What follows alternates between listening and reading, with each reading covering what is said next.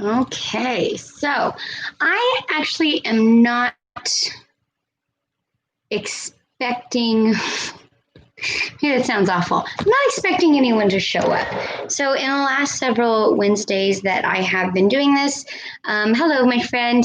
I have been supporting some new teachers or intern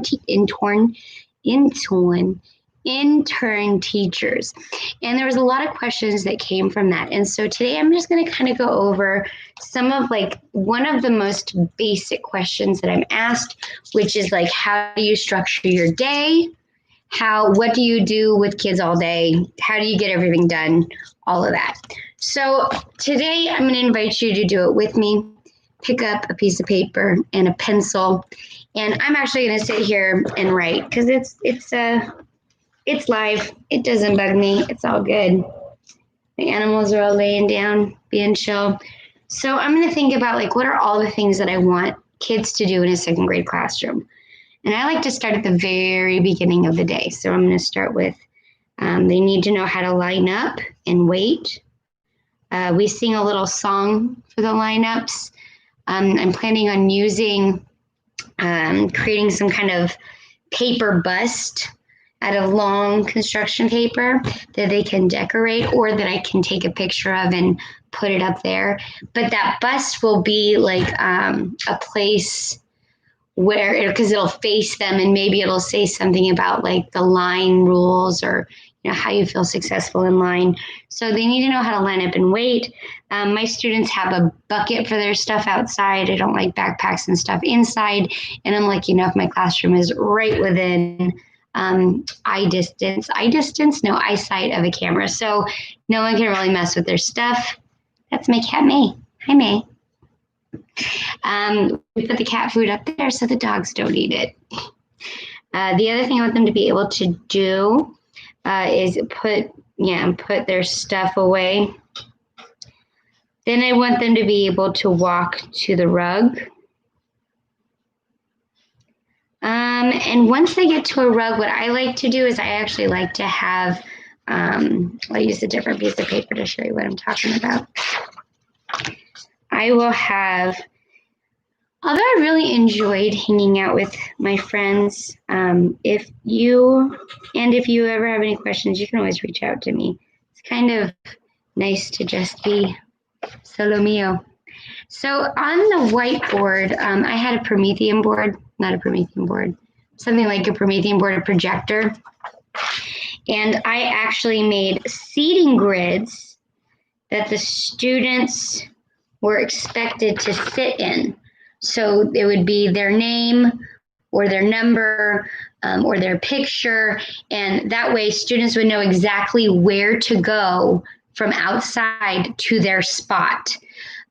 This also did a lot of spatial awareness, intelligence kind of stuff because they had to pay attention to how close they were to stuff. David watching stuff and to each other. And in order to find where they belonged on the rug. Now, if I had $400, I would just buy one of those giant rugs.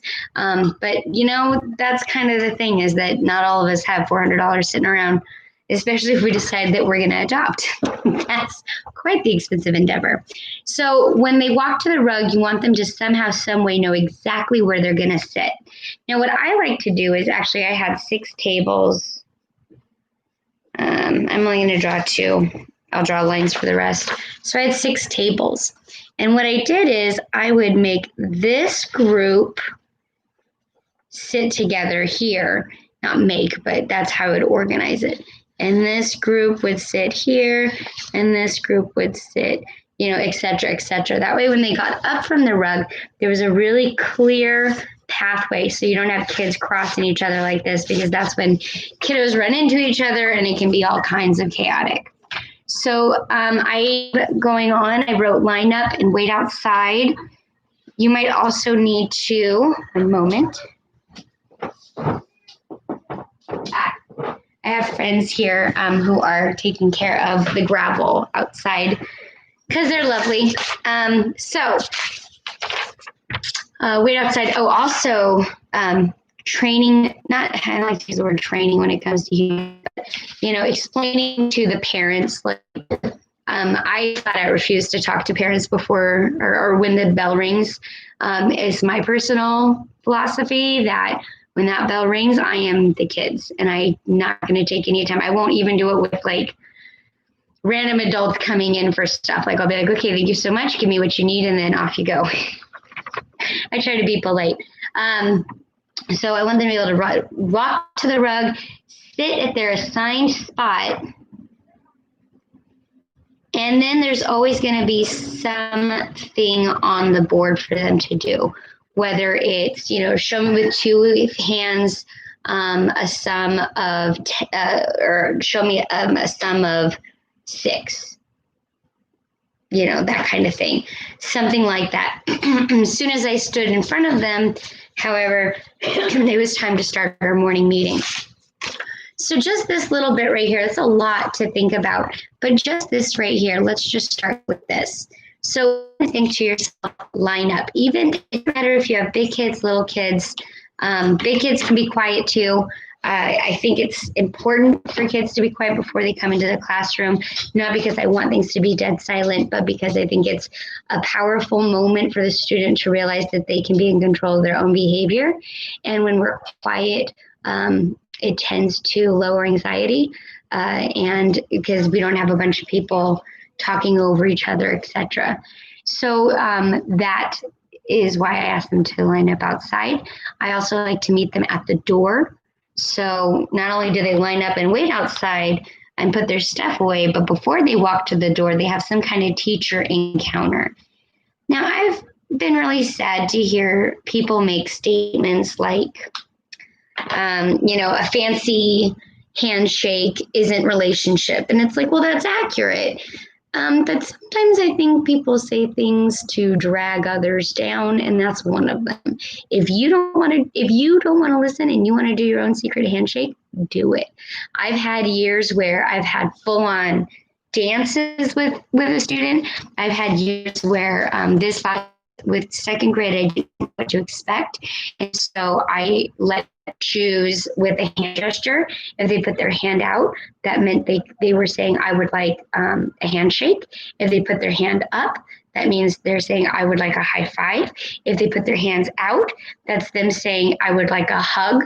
And if they did this, it means we did a little dance together. So, and something else you can do at the beginning of the year is take chalk and write their numbers. That's another reason why I love numbers. If you write their numbers on the pavement in front of your classroom and they learn their numbers, you don't have to. It's okay, guys. Someone's working on the gravel and freak the dogs out. Ione is so concerned and worried. It's okay, you guys, I promise. So you can have them write or you can write their numbers in chalk the first couple of days. Of course, it's not going to last forever. And of course it rains. There are, I think, like carpet dots that you could put down either for your rug or your line. That's the other thing, is that I'm hoping that bust I talked about. And when I say bust, I mean like, I'll take this piece of paper and show you. Ooh, here's another little academic hack.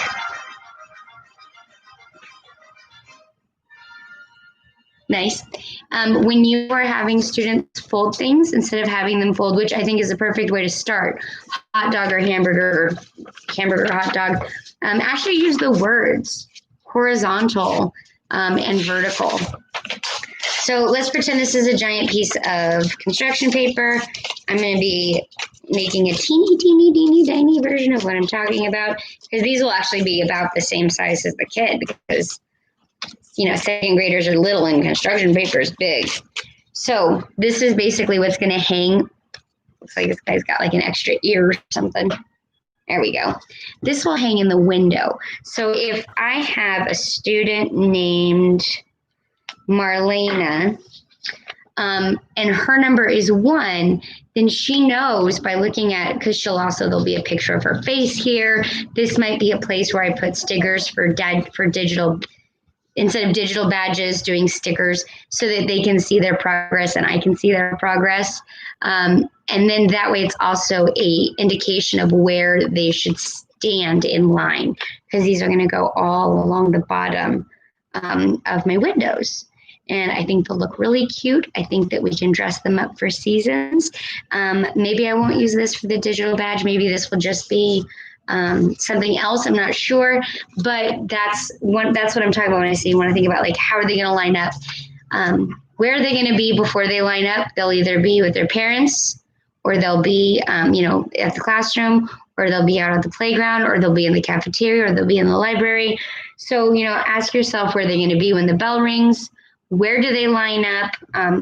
Exactly. Like, I would deeply suggest ordering your students. That way you don't have to listen to my least favorite word in the English language. I know it means a lot to them, and I don't mean to be, and I'm not unkind to them when it happens, but I can't stand listening to complaining about cutting. There's so many things in the world going on that a human standing in front of you when you wanted to be there is certainly not worth wasting a bunch of your energy on. But I look at it through the lens of an adult, and for them that, it means something. So when you put them in number order, or when you give them an order to line up in, you can completely get rid of all that. Now, for my friends who might be thinking, and they're very smart to think this, okay, so Jenna, you have your kids in a line all the way down to number 24, right? Does that mean that this kid always gets to be first? Excellent question. Do you know how much time I've wasted trying to think of a star student? If you do it in number order, this person's going to be the front of the line anyway. So if you do a star student where you make one person special, they get to erase the board or sharpen your pencils or be first in line, anything like that, you can easily change it, because you can take this kiddo and put them at the very back, and now it's your next star in line.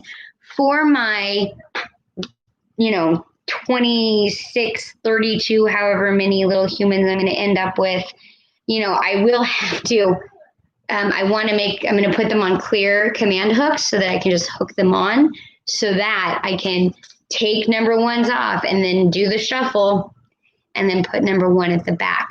So that is all about lining up. Waiting to line up, you have to decide. Do you want them talking to each other, or do you want them to be quiet? Those, I think, are pedagogical choices you're going to have to make. I prefer them to be quiet so that they understand that they are about to walk into a classroom and it's not exactly social time. That means that students are quiet not when they're lining up. I let them talk during the bell, and they can whisper to each other while I'm high-fiving their friends, or handshaking, or hugging, or dancing.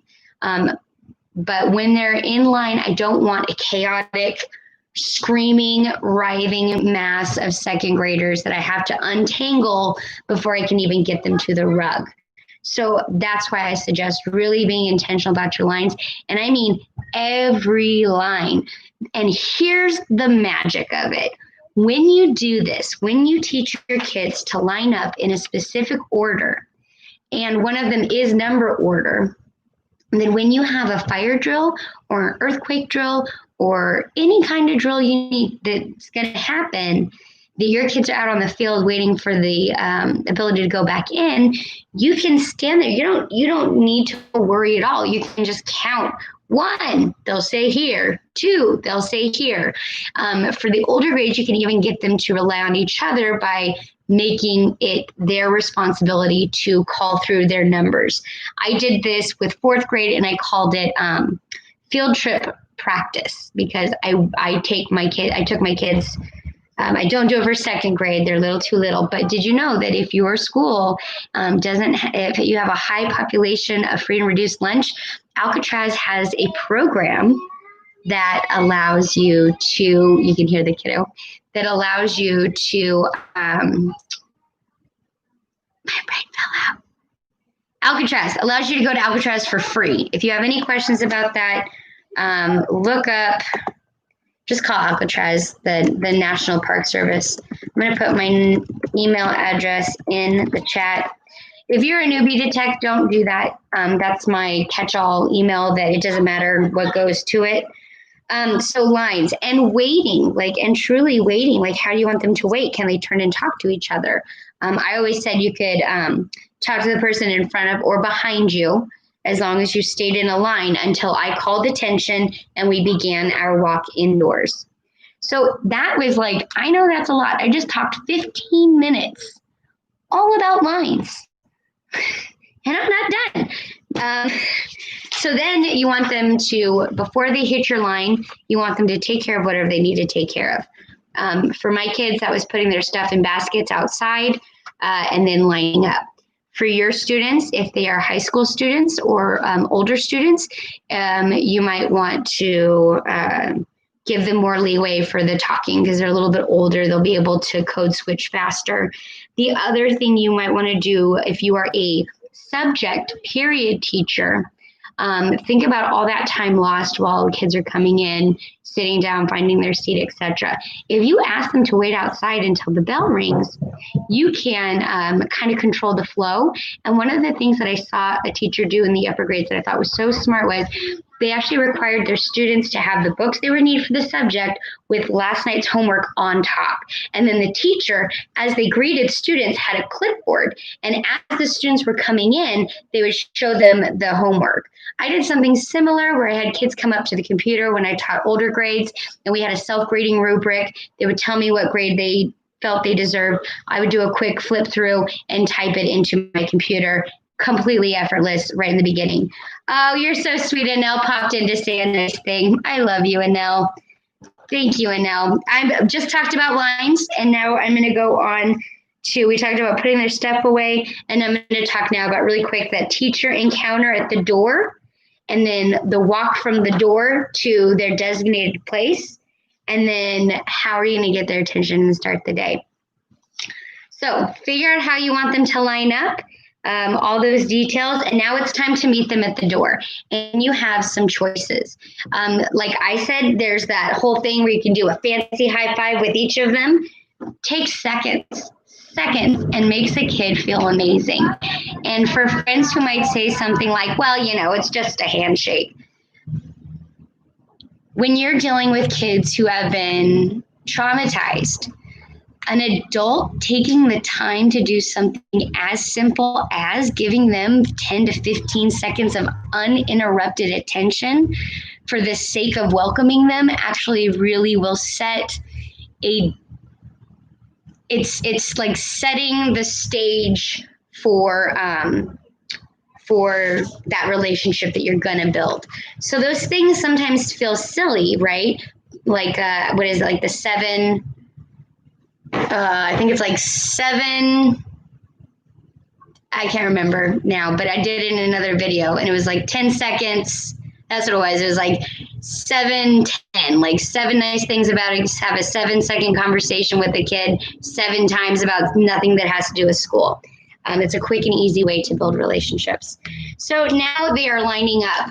Your last kid needs to be considered as you engage with your first kid.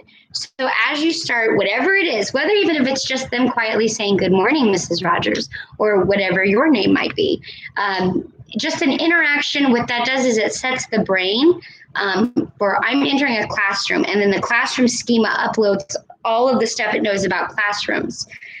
So it really sets for the student a welcoming tone. I'm glad you're here, welcome. And if you're an upper grade teacher, and then I'm going to stop talking, I think. If you're an upper grade teacher, then the thing you can do is have a clipboard. Check homework. If you have them keep binders with specific notes, you can do a quick binder check once a week. Anything like that. Try to think of ways to stack what you got to do, because you got to do attendance and you got to meet those kids. So if you can figure out a way to do 2 in 1, that'll be really useful. So my students put all their stuff away before they enter the classroom. Anything they need, I have no problem with them going out and getting it. If they want to use their special markers, if a kid is having a meltdown, sometimes they need a snack. Science has proven over and over again the power of nutrition on behavior. So sometimes they need to go to their backpacks to get a snack. Sometimes they need a pencil. Sometimes they'll need something. But when I taught, because now I teach little kids, they need those little breaks. When I taught upper grades, however, I expected them to have everything they needed from their backpacks, and they were not invited to go get into their backpacks anytime they wanted. Not that my second graders can anytime they want, they just have a little bit more freedom because they're littler, and that's another like little process that I built in to give a kid a little brain break. So you meet them at the door and you want to set the intention for that day with them in that moment, whether you have them for 45 minutes or you have them 4 to 5 hours, whatever it is, welcome to class. This is when I have a kid who's on a behavior contract. This is when I will say the first little thing to them. That's that 7 seconds that has nothing to do with school. Hey, what were you doing last night? And then I'll listen to whatever they're saying, and then we'll do our quick handshake. That's why I allow whispering to happen in line while they're waiting. I either say, either whisper or practice your third grade patients because they're second graders. So once they're done saying hello to you, they're going to go somewhere. If you're in upper grade, they might go to an assigned seat, or you may not do assigned seating. I have not had a lot of experience with upper graders. The high schoolers I taught, they didn't have assigned seating, and they gravitated to specific places that I honored with name tags. So once they say goodbye to you, they are now saying hello to a whole lot of distraction. Their friends are around, stuff is out, there's stuff to look at, they've got ideas in their head, they were just talking. So there's all of this happening. So I like to remind my students that when they're taking that walk from the door to the rug, they're taking that walk from outside to the classroom. And so by the time I'm standing in front of them, it's my expectation that they are sitting. And in my class, you can sit either crisscross applesauce, mountain, which is when they bring their knees up. I'm not flexible enough to do it, but they do their knees around, or butterfly, which is when the heels of their feet are together and their knees are out to the side. Basically, my bottom line is if your butt is on the ground, I'm going to be happy. But giving them that structure gives them chances to move. If you teach little kids like I do, they'll complain a lot about aches and pains, and it's because they are growing. Their joints are literally stretching. And so giving them options to sit in different places really helps. Also for young men, they have, of all ages, they have a longer tailbone than us ladies. So when a human with a longer tailbone is sitting up, they're putting pressure on the bottom of that tailbone. When a person with a shorter tailbone, which tends to be true of ladies, then we don't have as much problem because there's not that pressure. That's part of why, at least that's how it explained to me, why it's harder for some kids to sit still than it is for others. So if you turn your chair around, like I just did, like Michelle Pfeiffer, if you turn your chair around, they're still in their seats. It's widening their legs to give those hips a nice stretch, but it also takes the pressure off of the tailbone. So that's another thing to think about is like, do you want them to sit all day? Try to think about yourself. Even if you're sitting here listening to me talk, you can listen to me talk for 24 minutes. That's way too long. I'm going to go. But, really think about those things. So I went over lining up, waiting outside, having that conversation with parents. And I'm not saying it's easy to look at a parent and be like, I'm so sorry, I'd love to have this conversation with you, but the bell has rung. And my policy is once the bell rings, it's time for the students. It's not easy to say to an adult's face all the time. No matter how gentle and kind you are, they might get annoyed. That has happened, and I'm so sorry. But the bell rang, it's time for the kids. Think of where you want them to put their stuff, whether it's going to be at their desk or an area outside. If it's going to be outside, what kind of precautions will you take to ensure the safety of their stuff, especially if you're dealing with kiddos who have a lot of trauma. That thing, the phone, the shoes, whatever it is that, maybe wouldn't mean a lot to one of, to someone who, like to an adult, to someone who maybe hasn't lost a lot, it's no big deal. But to someone who's lost a lot, it's something else they can't control. And so I encourage teachers to think about giving students a lot of choice so that they have the feeling of a lot of control. And then next week, I'm going to talk to you, and then I talked about the walk from meeting them at the door, the potential for some data collection at that door. And you could even do something like, guys, as simple as smiley face, frowny face, and then I need to do a middle face. And the student, before they give you a high five, will point at how they feel. If you're working with PBIS the way it should be worked with, look at me shitting all over people, then this could be, I need, and then on the other side is something a kid can get to fill that need. So when I teach bigger kids and there's a little bit more capable of explaining their needs, the beginning of the day, if a kid needed a nap, if a kid needed a snack, if a kid needed a hug, whatever they needed to feel ready for school, to fill their bucket, is what I allowed. I did stop allowing breakfast in the classroom because it was turning into, I'm going to go play all day and then go get my breakfast. They were allowed to bring in their breakfast, but they couldn't eat it until recess. And then the kids who were just playing all day were like, I don't like this at all. And then the kids, that kind of weeded it out. So that has nothing to do with what I was talking about. We talked about lining up. We talked about waiting. Talked about making your expectations clear to your parents about when they can have conversations with you and when your time is completely devoted to students. We talked about a teacher encounter at the door, welcoming your students at the door through any method you want. It can be a fun high five. It can be a dance. You can do that choice thing where they make a gesture and that tells you what they want from you as far as a greeting.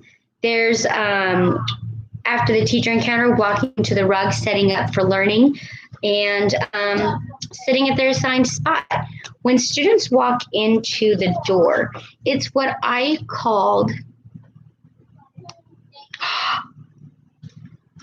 I love that. So Anel just said that Safeway workers wear colored stickers. The bagger said it was to describe how they were feeling that day. And this was for COVID, but I think you could use it similar in class. Absolutely. You could absolutely have a kid who, a sticker can mean, and you know what, I would really build that with the class, no matter how little they were. No matter how little they were, I would build this with the class. And number one, get the cheapest stickers you can find, because I promise, as soon as you introduce this as something that kids can do, you're going to be out of stickers. Sometimes I think teachers get a little frustrated with that, but you have to understand that they're overgeneralizing. That's how the brain learns. That's why kids get their irregular verbs mixed up, because they're overgeneralizing. Usually it's appropriate, ing at the end of verbs, but some verbs don't have that, like ran and like ran. So it's important to have that. So what I like to do is I like to create what I call learning base zero. Totally got this from Hunger Games and Beauty Base Zero. The idea is when the kids step into the classroom, it looks a specific way. It is clean, things are put away. That's learning base zero. I like to do kind of like an Inspector Gadget classroom setup. And what I mean by that is like, for like the writing stuff won't always be out. It's put away. But during writing time, we take it out and kind of take over the classroom with it. That's the kind of stuff I'm talking about. But learning base zero, teach this to your kiddos. You can, for your different table points, you could have that be one of the things that they get points for. Not only am I going to give a point to the group that is ready first, I'm then going to give a point to every group that is leaving their desk for recess with the classroom looking like learning base zero. So that's all I got for you today, my friends. If you have questions, I put my email in the thing. Some questions I still have are about behavior, behavior contracts, and I'll talk about that next week. So yeah, have a wonderful time. Teaching is right around the corner for me. August 10th is when we start. If you have any questions or if you want to chat at all, yeah, let me know. I'm here for you. Yeah, take care, friends.